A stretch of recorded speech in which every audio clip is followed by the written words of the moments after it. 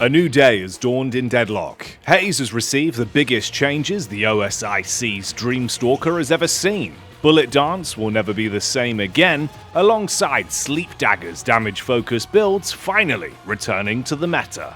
Meanwhile, Celeste has been massively kneecapped, with her early to mid-game DPS going down the drain. And spirit builds centered around Light Eater's debuff duration are certainly burning bright, whilst Victor has risen from the dead once more with some shocking new changes. The Deadlock team have even made improvements in movement whilst fighting, with quality of life changes to sliding while using abilities, alongside reducing the oppressive nature of chained crowd control abilities. All this and so much more, from item changes to hidden buffs. So, as Haze reads through the patch notes in disbelief, get yourself sat down and locked in for today's episode of Patch Notice. As always, I'm your host Jackie, and you're watching Patch Notice here on Dead Air. Myself and Daisy have been hard at work grinding away to make today's episode, so strap in for some intriguing changes to 20 of Deadlock's heroes, alongside some undocumented tweaks. Let's start things off with the hero changes then, as Bebop bounds back into the center of attention. For the Scrap Golem of New York, we've seen some intriguing changes. We can start off with his weapon wind-up time that's been reduced from 0.5 seconds to 0.3 seconds, alongside the fast wind-up time being reduced from 0.1 seconds to 0.05 seconds. Of course, that fast wind-up time can be triggered off the back of using his upgraded uppercut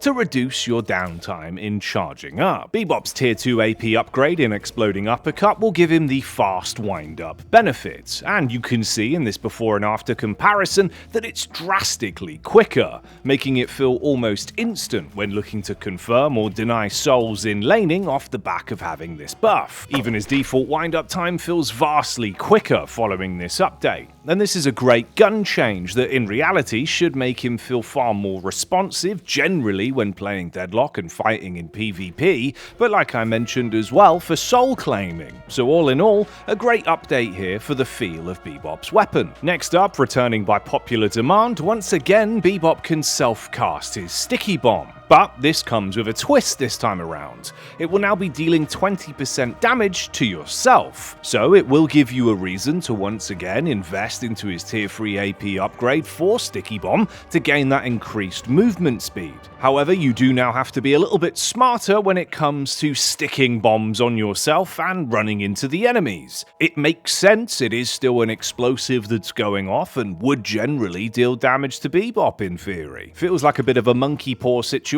on this one. You got back your self-cast bombs, Bebop mains, but at what cost? Following on from that, another change from Sticky Bomb in tonight's update is the fact that Valve have reduced the radius from 10 meters down to 8 meters. For a visual comparison of how this looks, you can see on screen now the before and after. Of course, you're losing 2 meters here. That might not feel like a lot, but you can see it is quite a wide splash radius that will be taken away. And for the final change in tonight's patch notes, Go Gadget Grapple Arm will now be dealing light melee damage at a rate of 0.7% scaling. So in my eyes, this feels like Valve have really opened up the floodgates for brawler Bebop builds to truly start to bloom now. If you factor in the tier 3 AP upgrade and Exploding Uppercut giving you that 17% of your missing health back, now alongside Grapple Arm scaling off of light melee, there's a lot of opportunities for melee Bebop builds potentially. Hell, they've also given you that other option though, the doorway of building Sticky Bomb as well. So, hybrid opportunities for Bebop builds could be in our future.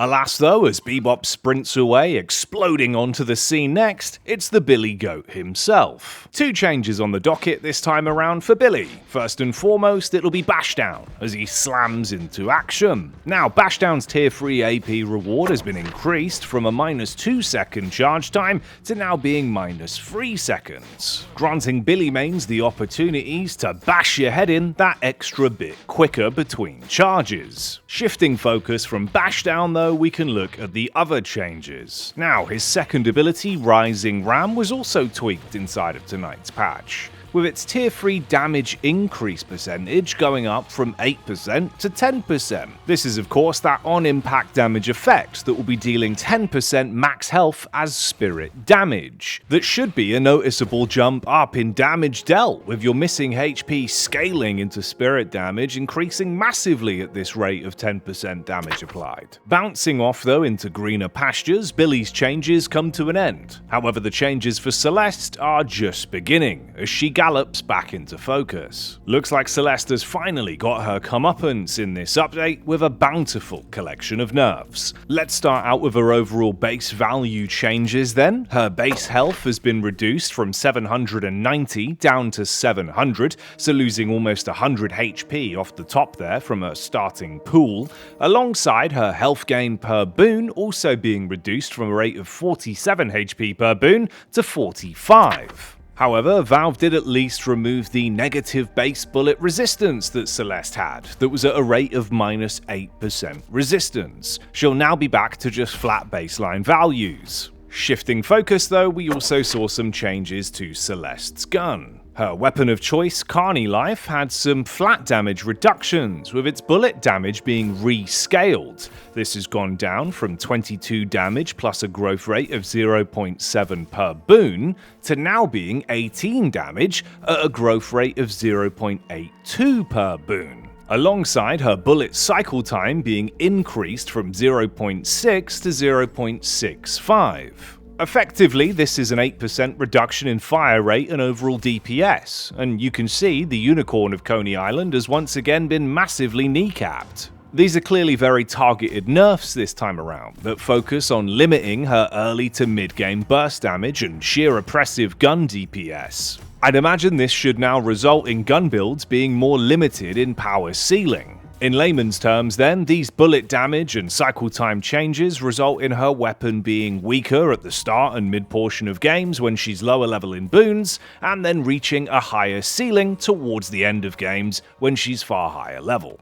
Let's shift focus though and move away from her weapon to her actual kit, and have a look at what they've done to Light Eater. Now, Light Eater's initial impact damage has been rescaled from 50 plus 0.35 scaling to being a rate of 40 plus 0.47 scaling, with its on-bullet hit damage being rescaled from 20 plus 0.28 scaling to being 15 plus 0.34 scaling. Effectively in this instance, this retuned ability will now be stronger than before the patch once she hits 84 spirit power, on both its initial impact and bullet on-hit damage based on the new values. Here's where it also gets potentially more interesting, and another reason why you might want to invest more into spirit power now. Light Eater's debuff duration was reduced from 12 seconds to 8 seconds, so initially a nerf there. However, the debuff duration will now scale with spirit power at a rate of 0.05. In my opinion, this implies the meta for Celeste does now have room to adapt with Light Eater's debuff duration now scaling with spirit, potentially forcing more building into spirit heavy builds. That could be the way to go. We also saw a more minor nerf to her second ability, Dazzling Trick. The initial starting size of this barrier has been reduced from 120 to 100, so taking 20 off the top there, alongside the tier 2 AP upgrade on the barrier that increased it by plus 100 being brought down to plus 80. As much as this is a nerf in terms of the barrier capacity, it does mean it's slightly easier for enemies to accidentally break it and result in them taking spirit damage and having that silencing effect applied to them, so swings and roundabouts on this one. Her third ability, Radiant Daggers, was also tweaked, with the tier 3 AP upgrade that would normally award you an increase of 7% fire rate per stack gained and a 3% spirit amp per stack gained alongside it, has been changed, having its fire rate gained per stack increased, going up from 7% to now being 9%. Lastly then, to compensate of course for her early to mid-game damage being nerfed, Valve did go ahead and buff her ultimate. Shining Wonder felt like it was in a pretty good spot as of late, but the Orb of Social Distancing has gotten even stronger, with its damage being increased from 105 plus 0.63 scaling to now be 120 damage plus 0.73 scaling. So now more than ever, when you see the orb coming towards you, run the hell away from your teammates. With that said though, when one door closes, another door opens, as we say goodbye to Celeste and hello to the employee of the month from the Baroness. It's the doorman. Firstly, a nicer quality of life change for enemies of the doorman. If you're up against him, you'll now see that doorman's doorways are revealed on the minimap for enemies when you're within line of sight, potentially giving you the drop on if he's setting up some sort of capture play, where he'll send you flying through one doorway when you're happily laning, and then end up being stomped to death by a walker. Talking of being hit by doorman's luggage carts, let's move on to the changes there. Firstly, the collision size of the actual cart itself has been reduced by 10%. Of course, in a recent patch, this was brought up in terms of its hitbox and overall model size, making it a bit easier to pull off some of those more dangerous luggage cart plays. This has now been brought down. The meat and potatoes of the changes for Doorman here though, when it comes to luggage cart, is the fact that it will no longer stun enemies. Instead, it will just be immobilizing them and disabling movement controls for them, which means you can now use Dispel Magic to purge the effect off. So Dispel Magic will become a very powerful choice against the Doorman if you're looking for a counter item. However, it is again easily countered by the utilization of Echo Shard being imbued on the cart for any Doorman players that get frustrated by this change, because no one ever expects the second luggage cart. Pushing through the crowds though with an overloaded luggage cart, we move on from Doorman and arrive at the Professor himself. It's Dynamo. Just the one change here for Dynamo. Quantum Entanglement's cooldown has been increased from 16 seconds to 19 seconds. Not a major nerf, it just makes it a little bit longer to be able to get off that Quantum Entanglement and potentially save yourself or teammates around you. Of course, this will slow down you being able to snatch your teammates through a wall and then pull them quite far away.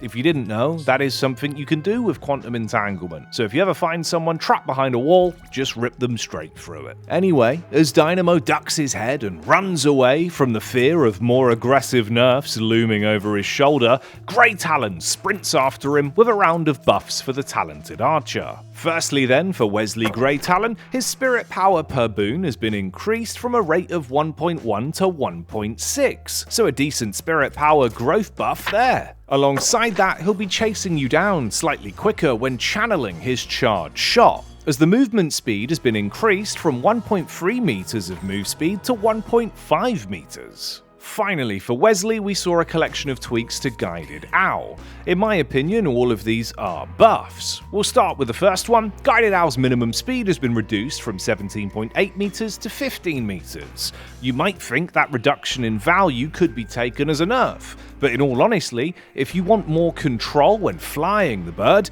this will now make you a little bit more precise with it on tighter turns. This is also contrary with the fact that its max speed has gone up, increasing it from 35.56 meters of move speed to 36 meters of move speed.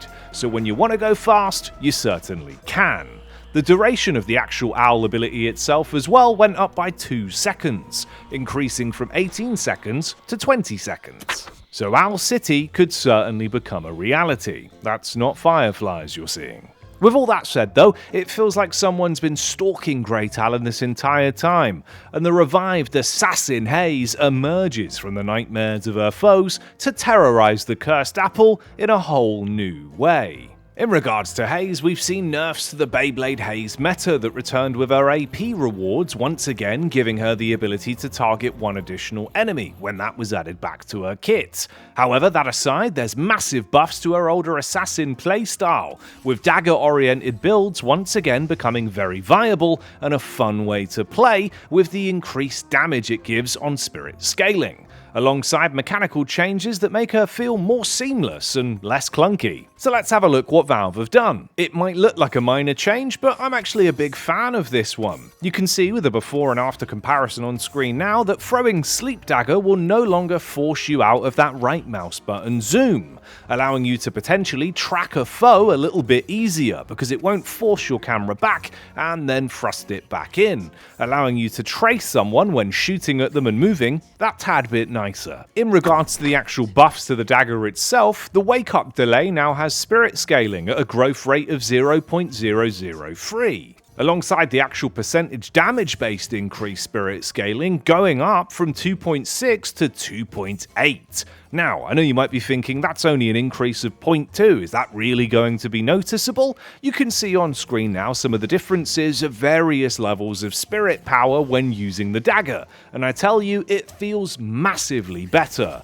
I'm thinking this could be the return of the classic 4-lane terror that was dagger build Haze. And the buffs don't stop there. The tier 2 AP reward was increased from granting her a minus 15 second cooldown reduction increase to now being minus 17 seconds, letting you cast those daggers out even faster. Alongside the tier 3 AP rewards also increasing that sleep duration from a rate of an additional 0.75 seconds to instead giving her 1 full second of additional sleep duration.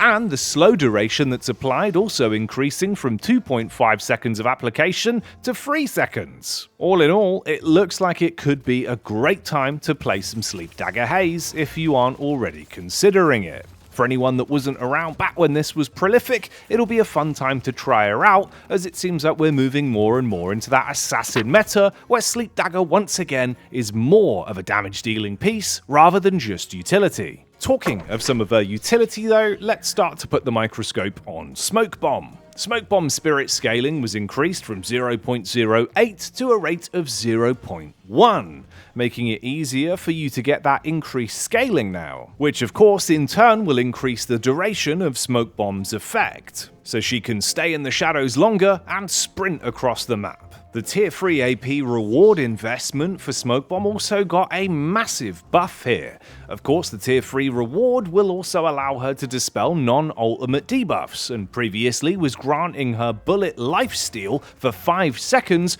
at a rate of 30%. That goes up by an additional 10% in this patch, giving her 40% of bullet lifesteal for 5 seconds on use. That is a huge benefit when breaking out of the shadows and getting thrown into the fight. In regards to her third ability, her passive Fixation, that of course allows her to amplify her damage by building stacks of Fixate, well, the weapon damage per stack is now increased, going up from 0.18 to 0.2.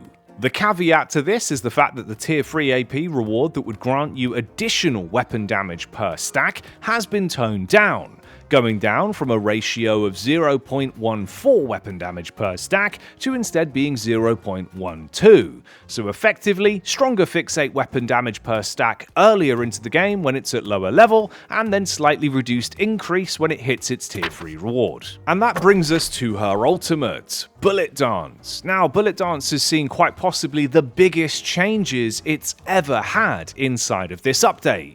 It's gone from flip-flopping from Assassin Haze, where it can only target one person and really works like Juggernaut's ultimate, to being the Beyblade of Hell multiple times throughout Deadlock's history over the past couple years. But this time, they've changed it entirely. We'll start first with a simple bug fix. You'll no longer be able to slide whilst using Bullet Dance. This was very popular when Beyblade Haze reached its peak, as you'd be able to increase your movement speed and slide towards enemies. Using it on ramps was very prolific to catch enemies off guard. But this is the big one. Bullet Dance targeting is no longer a full radius around the hero, meaning you don't have that circle of death that surrounds Haze. Instead now it's a cone in the direction you're aiming. As you can see in this before and after comparison that's on screen, you have complete control of turning the cone to choose a target to attack. So thematically, sure, Bullet Dance doesn't look as cool and loses a bit of that Juggernaut style identity with the ult moving from a circle around Haze Haze to this targeted cone.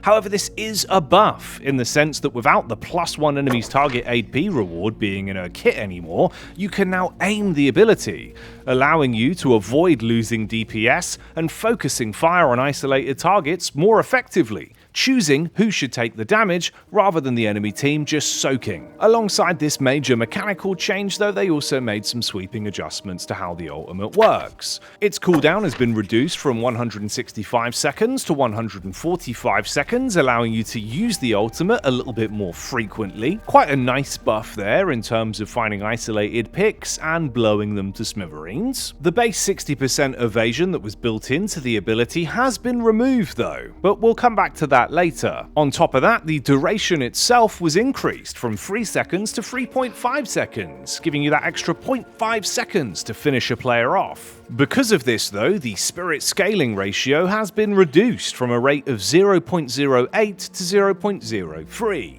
Spirit scaling on Bullet Dance, of course, increases its duration length, so with that 0.5 seconds added onto its base value, they didn't want it to bloat a crazy amount. The actual fire rate of Haze's weapons, Censure and Penance, when using this ability though, has been increased, going up from 20% to 25%. And finally, of course, that all-important Tier 3 AP upgrade was changed from granting you a +1 additional target and that 3 meters of move speed to now giving you back the 60% evasion that was removed from her base version of the ability and giving you 4 meters of move speed to track down your foes when playing Assassin Haze. This is easily one of the biggest parts of the update, so be sure to tell us your thoughts and spark conversation around the changes to Haze in the comments down below. Haze is off though to find her next isolated target, so dropping into the notes next is Holliday, with some unique undocumented changes. For some reason in the notes, all Yoshi wrote is that there was various behaviour and feel improvements to her gun,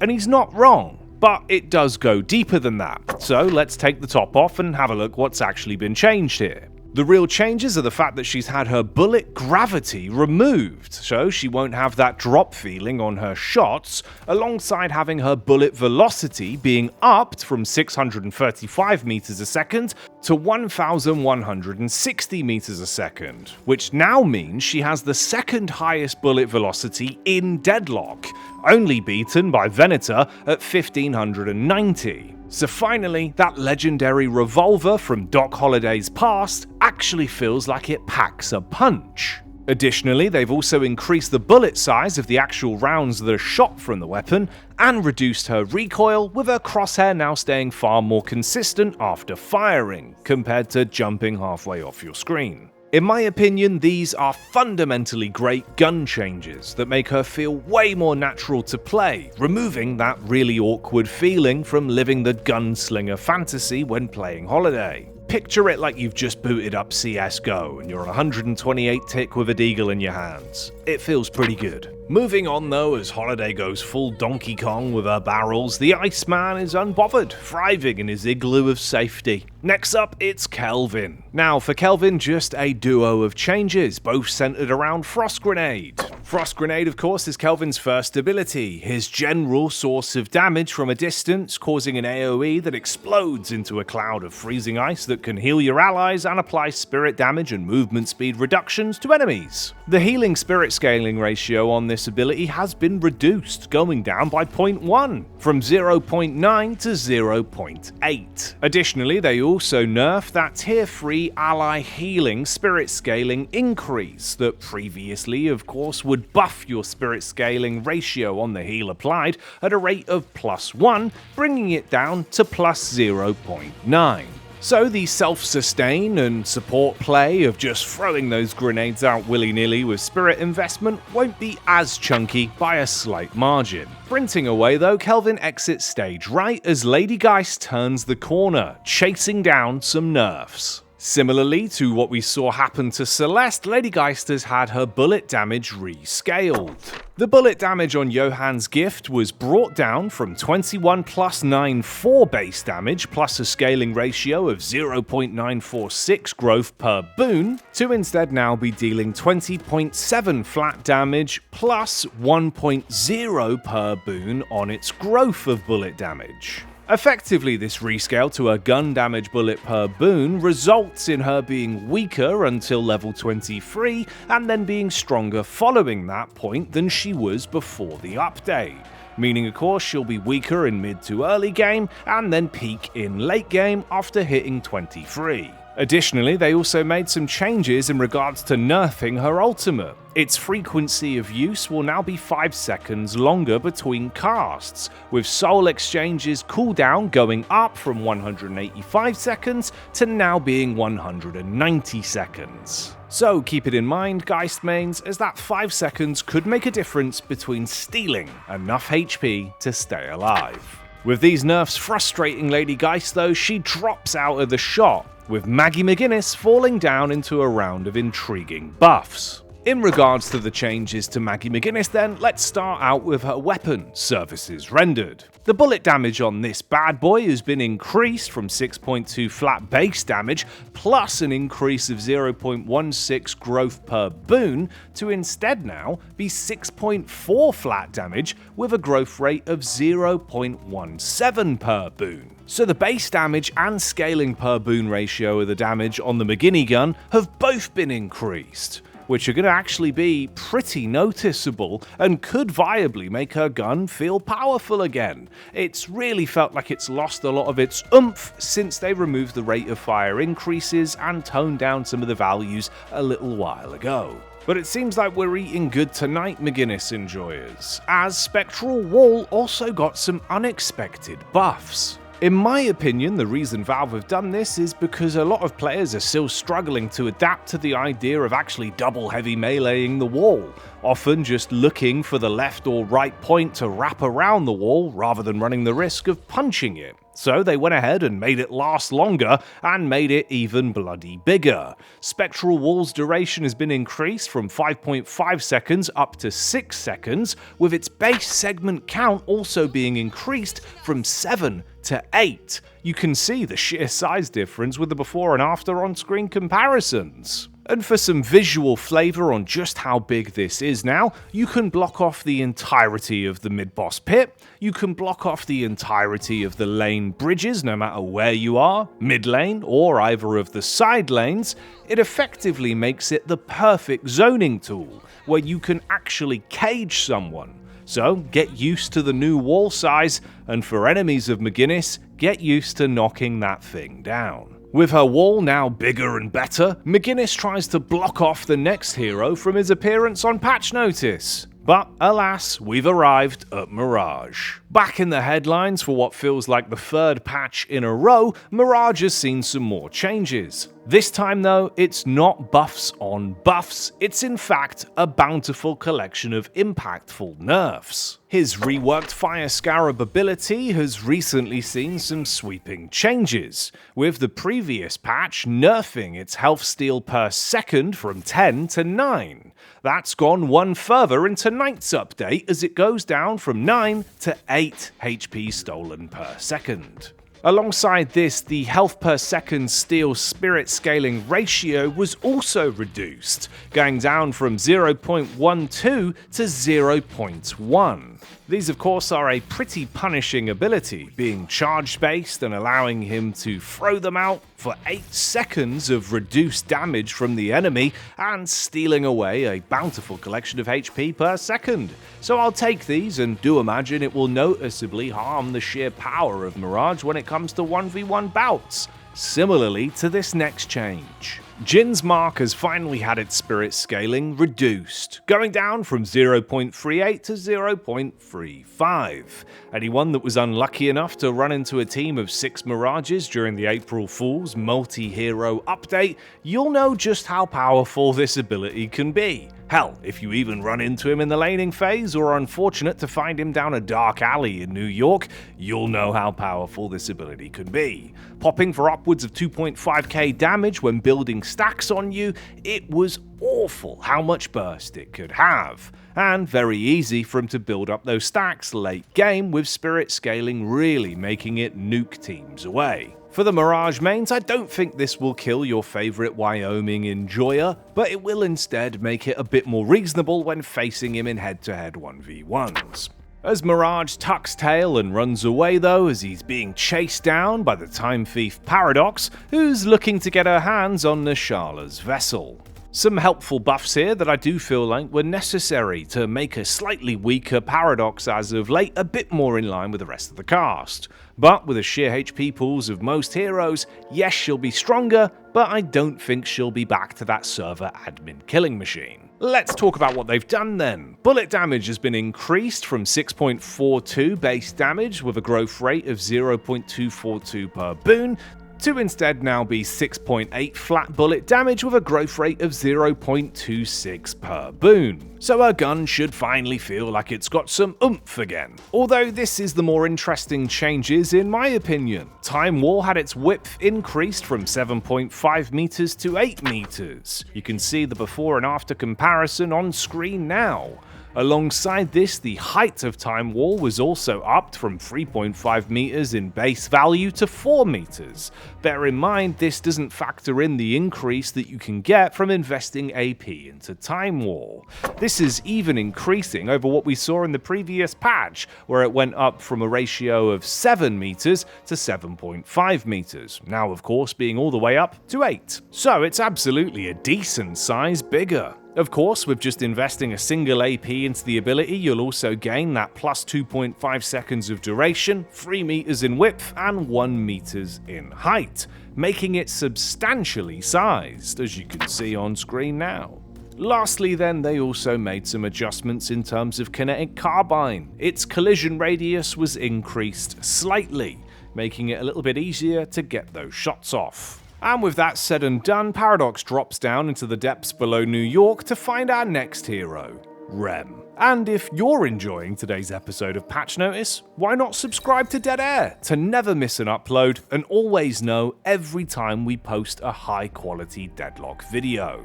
Hit that subscribe button and ring that notification bell, it really helps myself and Daisy. When it comes to Rem though, he just couldn't help himself from duplicating souls. Thankfully that bug has now been fixed. If you weren't aware, Rem had an interaction where if he casted little helpers onto a breakable and then went over and rolled into the box himself at the same time, you would gain 2 sources of those benefits. One from the little helpers giving you the souls, and the other from Rem himself claiming it by breaking the breakable object. Thankfully, Valve have fixed it, so no need to say Valve, please fix, on this one. Additionally, they also made some changes to tag-along for quality of life reasons, similar to what we've seen with other heroes like Ivy with airdrop.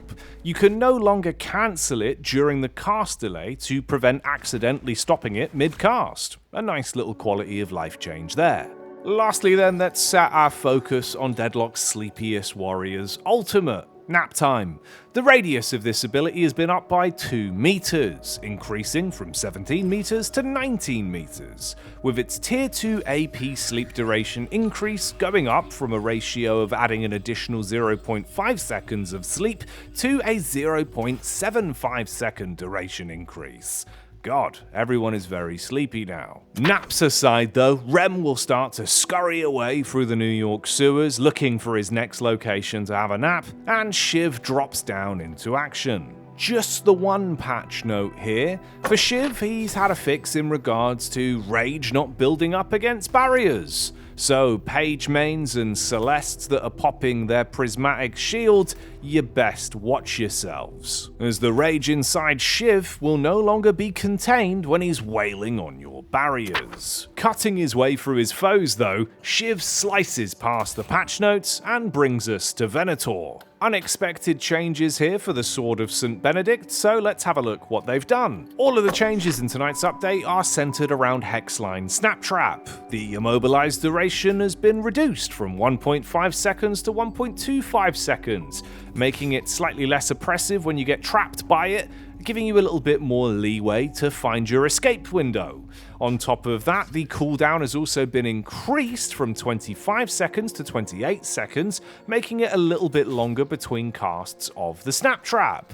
However, they did go ahead and increase the tier 1 cooldown reduction from 8 seconds to 11 seconds, so you will have a slightly slower time throwing them out early game, but with 1 point of AP invested, will have your regular speed back effectively. Moving on from that, the tier 2 AP increase that would add that plus 0.75 seconds of duration has now been increased to a full second of duration. For the overview of what they've done then, if you haven't realized already, they've kind of just shifted the power of all of the things in this ability to being AP investment based, making it stronger and longer late game or mid game versus early game when you unlock it in lane. Fair enough, I suppose. Moving away from the bear trap of the Venator, he's armed with his holy crossbow now, and Venator takes aim at another target with some major changes in tonight's update. It's Victor up next. We'll start out with an interesting one for you. Victor's weapon of choice, the staple gun, Memento Mori, that of course means remember death in Latin, has had its bullet damage increased, going up from 12 to 13. This only further pushes Victor's gun DPS even higher, to 76 damage per second, now meaning that he's currently the 4th highest gun DPS hero in the game, only beaten by McGinnis, Calico, and Vyper. Bear in mind, this is without even factoring in that DPS amp from his Aura of Suffering's tier 3 AP reward that causes enemies to take an additional 15% extra damage, so you think about just how much damage he can actually get out when wailing on someone with this weapon now. Things that make you go, On top of that, his second ability Jumpstart saw its tier 2 AP reward investment being increased, so a buff here. Previously, it was giving you plus 50 total HP regen. It'll now be upped to plus 70 HP total regen. And there was a collection of sweeping changes in regards to Aura of Suffering, Victor's third ability. Aura of Suffering will now build up over 8 seconds instead of 6 seconds, making it take 2 seconds longer when casting it with that initial channel window where it builds up from that minimum DPS output of 13 to reach its peak DPS output of 58 at base values. Additionally, that 25% slow on move speed will now also affect dash speeds when enemies are within the aura with the tier 1 AP upgrade investment. But due to the fact it now affects both move speed and dash speed, the slow effect has been brought down by 5% from the pre-patch version, going down from 30 to 25%. And we also saw flat DPS increases on both its minimum DPS and maximum DPS, with the minimum going up by 10%. This of course means it'll affect the base damage, AP investment damage rewards, and spirit scaling damage rewards, alongside of course that maximum DPS increase that's been upped by 20%. So Aura of Suffering should actually be a pretty oppressive ability again. Lastly then, as we move away from the aura farming of Victor, we arrive at his ultimate, Shocking Reanimation. This will now apply a heavy diminishing slow immediately when you die. So when the ultimate pops and he goes into that state where he recombobulates himself, anyone within the AoE when he does go down will have this slowing effect applied to them, making it slightly harder for you to just sprint away from Victor and not take any of the following damage from the stun when he reanimates and has successfully recombobulated. So just something to be aware of there. You need to be a bit more decisive in terms of your positioning. For what it's worth, this shouldn't really change anything if you've got used to the new version of Victor. Instead, it will probably only increase your overall power level with the hero. So a nice buff there for the Victor mains that have had a bit of a topsy-turvy month. As he jumps away with his head held high though after tonight's update of buffs, our next hero slams down into center focus. It's Vyper. For what it's worth, this could be the start of a shift to Vyper sliding her way back up the tier lists. If you've mastered her movement and playstyle, she's now got some crazy damage output, and the mechanical portion of her sliding is vastly better. So let me tell you why. Firstly, that change that we had to Haze's dagger, where it won't force you out of zoom when holding right mouse button and throwing her sleep dagger, has also been applied to Screwjab dagger. So I love to see that. Great change from Valve there, finding something that works and applying it to other applicable heroes. Curious to see if there's other heroes that this could work on to mechanically make them feel a bit more seamless. For what it's worth as well, they've also increased the charge time, reducing it from 4.5 seconds to 4 seconds, so you can actually get those daggers out a bit more frequently. Daggers, of course, became slightly more fun when they added this stacking mechanic, and reducing that downtime of not being able to throw out your next blade should make it feel a bit more intuitive. Big changes as well though when it comes to sliding. Sliding uphill now allows for lateral movement, so you'll have a bit more freedom in omnidirectional placement when it comes to Vyper's sliding when going up terrain. She can do it sideways, forward, wobble left and right. She can do it all now. It doesn't matter. She's a sliding machine. Additionally, her sliver passive slide distance increase has also been upped by 5%. This is definitely noticeable. It's gone up from 10% to 15%, giving you even more distance to slide around, something that's integral to her kit and felt like it had been a bit forgotten in terms of the newer passives we've got, like Celeste's built-in movement that doesn't even require an AP investment. This is a big change for the Vyper enjoyers. I'm sure you'll all be enjoying this one. It's giving me the eye to maybe try out a bit more Vyper again. Quality of life changes out of the way though, she slivers off to face off against our final hero tonight. It's Yamato, once again making an appearance with just the one change. For our crime lord of the 7th moon, this bug fix is in the form of Crimson Slash not hitting through veils. Previously, when casting the ability, if someone was behind a veil, it wouldn't be able to target them and apply the damage output. But as you can see on screen now, it's working perfectly, allowing you to get those hits off if you know where someone is. It won't matter if they tuck themselves away through a veil. So, potentially just an overlooked bug that's been resolved here. Still, you love to see it. Thanks for that one, Valve. And if you enjoy hearing these breakdowns about bug fixes and hero changes, and like the high quality content that myself and Daisy make here at Dead Air, then please consider joining our YouTube members program today and become a Deadhead. You'll even have your name featured in the end credits of episodes of Patch Notice. With all that said though, it's time to shift our focus from heroes onto items. What's happened to the stock in the Curiosity shop then? Well, let me tell you. Firstly, for weapon items, we've seen Recharging Rush have its cooldown between its reset of all of your charge-based abilities going up by an additional 4 seconds, from 20 seconds to 24 seconds. This was a very powerful item on a select few members of the cast, that made it feel quite uncomfortable when a Viscous bought it and then puddle punched you 16 million times in the face. So I'll take this one. A nice change there, doesn't kill the item but does make it a bit more reasonable. Moving on from that, we arrive at Titanic Magazine, an item that always felt like it was a bit of a bait purchase, where it was never really as beneficial as a lot of the other items in the game.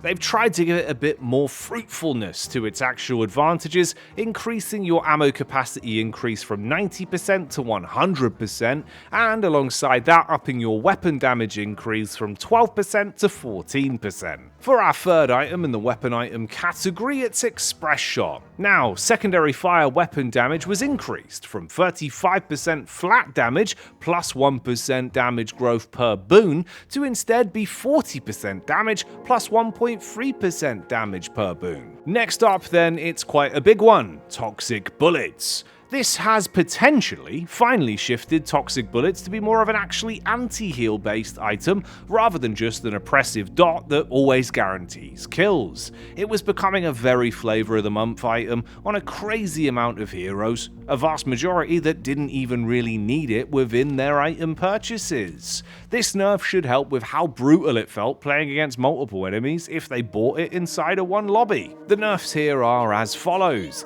Build up is now 10% slower, that's a big one. The bleed is reduced from 2% to 1.7%, and finally the anti-heal was increased from -30% to -35%.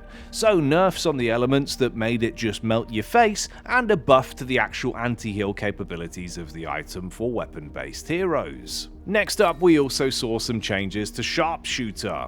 The movement speed penalty was reduced from -1 meters to instead just be -0.7 meters, so a nice little adjustment there. Next on the item list is Cultist Sacrifice. The bonus souls gained has been increased from 150% to 170%. This is going to be massively felt, especially if you use it on sacrificing a tier 3 heavy creep. If you're in the jungle and take out one of those red neutrals, the denizens of New York, you'll certainly be seeing the increase in your soul gain. So a nice farming item increase there for weapon heroes that enjoy buying the item. We also had a change for the proc rate of armor piercing rounds. The chance has been increased from 50% to 55% on its proc. Of course, this is the passive that allows your bullets to have a chance to become unavoidable, piercing through enemies and ignoring their bullet resistance. And that leads us to the vitality item category. Up first and foremost, it's Return Fire. Bullet damage returned has been increased from 50% to 60%, applying an extra bit of oomph to the bullets that are shot back at your foes, with the cooldown also going down from 25% to 23%, making this counter item a little bit more lucrative to pick up. Again, we also see changes to both spirit shielding and weapon shielding in tonight's update, with both move speed being increased on both of these items from 1.5 meters to 1.75 meters, and the barrier duration going up from 7 seconds to 8 seconds on both of them. Even the time frame of use was increased for weapon shielding from 3.5 seconds to 4 seconds. And we got a buff on plated armor's bonus health increase, going up from plus 100 to plus 130 additional health gained. And that brings us to the spirit item category. First and foremost, a big one here. Golden Goose Egg has finally had the Goose Stock Market Strategy minigame nerfed out of the game, as you'll no longer be gaining permanent buffs for the initial souls that are accrued. Effectively, this means that the initial 400 that are gained from buying the item won't actually count towards giving you permanent golden buff statue effects. So if you buy, sell, buy, sell, buy, sell late game, that'll do nothing for you. It's only the souls that are accrued following its purchase, but now those permanent buffs will be given to you at a rate of every 100 souls rather than 150. So slightly better value for your money, but losing out on a decent portion of the initial buffs that you used to get just for buying it. So something to be aware of there for the Golden Goose Egg meta. Additionally, we also saw Decay's spirit scaling being reduced from a ratio of 0.0055 to 0.004. Really makes you sound like a robot when you read patch notes like that. Big changes though to this next item, Silence Wave. Of course, this has been incredibly popular as of late for the damage dealt, the spirit scaling capabilities, and the sheer fact you could cast it every 30 seconds.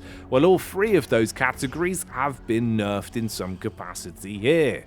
Damage is down from 100 to 75, spirit scaling is down from 1.0 to 0.7, and the cooldown has been upped by an additional 12 seconds. Which, in tow with some of the other changes tonight, could be an indirect birth to some of our more frontline heavy brawlers. The big boys like Abrams and Billy, maybe even Shiv, could start to find their way back to absolutely thriving without constantly being silenced in the face. The next change is about Echo Shard. Now, cooldown on this one has also gone up by 5 seconds, from 30 to 35, similar to what we were seeing with Recharging Rush in my opinion, as both of these abilities were causing a bit of an imbalance with spam heavy builds and frequency of casting abilities over and over again.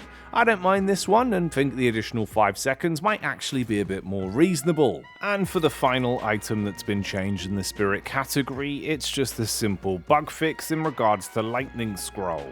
Previously, Debuff Reducer was causing the stun effect to go off earlier, causing players to be stunned by ultimate effects that are imbued with the item to get stunned a little bit quicker than intended.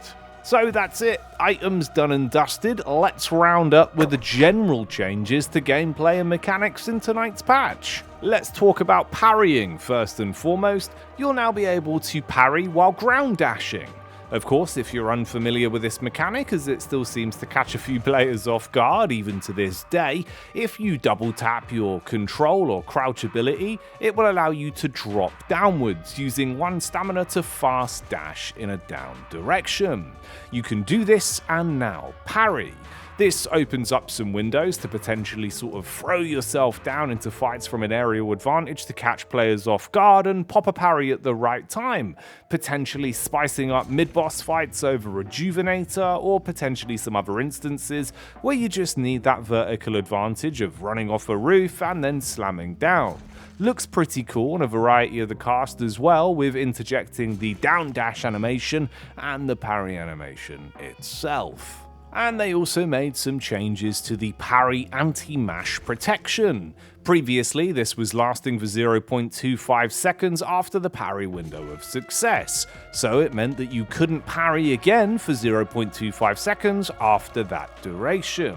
It's now only 0.25 seconds after the initial parry input is provided, irrespective of whether the parry success happens. This means there is less delay before you can do a back-to-back parry when parry success is done later in the duration. So a nice quality of life change there for parry enthusiasts. Make sure you start to get your punch in and parry in on the up and up, as this part of Deadlock isn't going anywhere and is a huge skill check mechanic that will vastly improve your fun and feel of the game. Punches and parries aside though, let's have a quick chat about the Medic Trooper nerfs. Now, Medic Trooper missing health percentage heal has been reduced from 16% of a heal to 14%. Alongside the fixed regen growth per minute being reduced from 4 to 3. So you will notice these differences when it comes to that med pack that dropped from slaying the banner troopers when you're in lane. Medic troopers aside though, general changes, items and heroes all done and ticked off. That's it for your episode of Patch Notice. I do hope you've enjoyed today's high quality breakdown. As always, we put lots of love and care into our videos here at Dead Air, with over 450 individual clips of Deadlock filmed just for tonight's episode, weighing up at about 330 gigabytes. All of Daisy's unique graphics and visual flair on top of that. As always, do be sure to give her your thanks in the comments, so you know just how much goes into what we make. We want to say a thank you to all of our amazing Dead Air YouTube members as well. These deadheads support myself and Daisy to create these videos and do this full time. If you're one of these amazing people, thank you so much for your continued support. We both really appreciate you. Don't forget, if you'd like to join the Deadheads, subscribe to our YouTube members program today. Or just help us out by liking the video if you enjoyed it, disliking if you didn't, and subscribing to Dead Air. And be sure to spark a conversation in the comments by posting your favourite or most disliked part of the update. And on that meta-shaking bombshell, we're actually done for the day. I've got some Sleep Dagger Haze builds to go try out. I mean, I was originally from London, so it makes sense. And a hankering for Deadlock, so me and Daisy will see you in lane. Until next time, Deadheads, get locked in and get back out there.